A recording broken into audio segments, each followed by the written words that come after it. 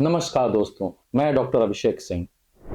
स्वागत है आपका मेरे YouTube channel leader not politician. एक नए जिले का हम लोग चर्चा करेंगे जिसका नाम है कोडरमा।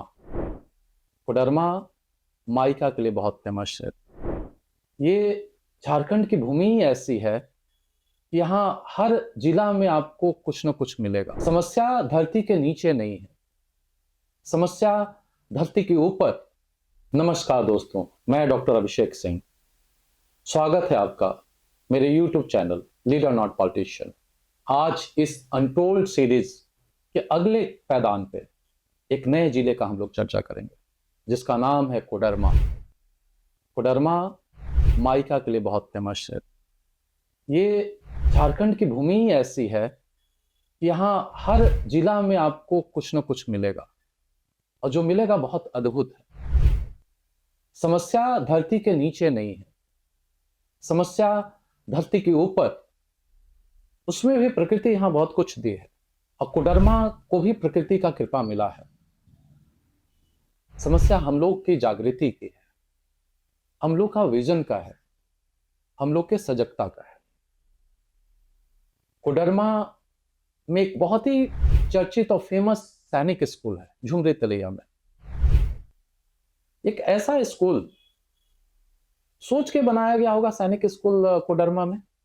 वहां के वातावरण, वहां के प्रकृति, वहां का शांति, इसके चलते ही तो वहां सैनिक स्कूल तो सेंट्रल गवर्नमेंट का प्रोजेक्ट है और वहां से निकल के पूरे भारतवर्ष और विश्व में वहां के स्टूडेंट फैले हुए हैं और बहुत बड़ा कंट्रीब्यूशन है उनका। समय के साथ स्कूल थोड़ा कमजोर हुआ है क्योंकि झारखंड कमजोर हो गया है। वहां पे ह्यूज स्कोप है इंडस्ट्रियलाइजेशन का, क्योंकि ये बिहार से सटा हुआ जिला है। बिहार से सटा हुआ कोई भी अगर जिला है झारखंड का, अगर झारखंड का कोई स्मार्ट लीडर होता, बिहार से सबसे ज्यादा किस चीज को माइग्रेट करते हैं लोग? एजुकेशन के लिए, हेल्थ के लिए। झारखंड अलग हुआ बिहार से तो बिहार का फायदा ले सकता था। वो बहुत तेजी से यहाँ के आबो हवा, वातावरण, ये सब। इंडस्ट्रियलाइजेशन तो एक ऐसी प्रक्रिया है, चलिए उसमें आपको जरूर कार्य करना चाहिए, वो तो आप कर नहीं पाए। लेकिन हेल्थ में, साथ में एजुकेशन में, अगर आप बहुत अच्छे विजन और प्लानिंग से अगर काम करते हैं। अभी रसिया और यूक्रेन का वार हुआ, पता चला कि 10,000 मेडिकल स्टूडेंट वहां पे पढ़ रहे हैं। यहाँ क्यों नहीं पढ़ सकते हैं? वहां तो पता नहीं उनको कितना समस्या होता होगा, खाने पीने, बातचीत करने में, पेशेंट देखने में, समझने में, समझाने में। फिर भी हमारे बच्चे जो है 9 से 10,000 जाके वहां मेडिकल की पढ़ाई पढ़ रहे हैं। इंजीनियरिंग के भी होंगे और दूसरे फील्ड में होंगे और अभी भी बेचारे पढ़ रहे हैं। इतने संघर्ष के बावजूद भी ऐसा नहीं कि सारे स्टूडेंट वहां से निकल के यहाँ पर आ गए। भारतवर्ष छोटे छोटे राज्य और छोटे बड़े राज्य से ही बना हुआ है। बीइंग ए झारखंडी, हम प्राउडली क्या कह सकते हैं कि हमने भारतवर्ष में क्या कंट्रीब्यूट किया? किस चीज के लिए मुझे जाना जाए?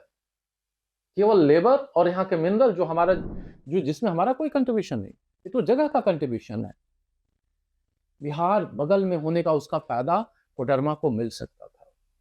सैनिक स्कूल एक हमें ये विजन देता कि ऐसे वहां और भी स्कूल खुल सकता था जो पूरे भारतवर्ष के स्टूडेंट वहां के आके पढ़ सके। वहां बगल में बिहार में बहुत सारा ग्रेन प्रोडक्शन होता, तो उससे रिलेटेड प्रोसेसिंग यूनिट वहां डाला जा सकता था, चाहे वो किसी भी लेवल का हो। लेकिन हमने वो ना कोई विजन तैयार किया खुद अपने अंदर और ना लोगों के अंदर वो विजन को हम लोग ट्रांसफर कर पाए। हमारा खुद माइंड अनऑर्गेनाइज्ड है। जो लीडर लोग हैं, पदाधिकारी, उसको और फायदा लेने के लिए उनको और अनऑर्गेनाइज कर देते हैं और अल्टीमेटली वो लोगों तक पहुंच जाता है, वो लोगों के जीवन को संघर्षमय बनाता है।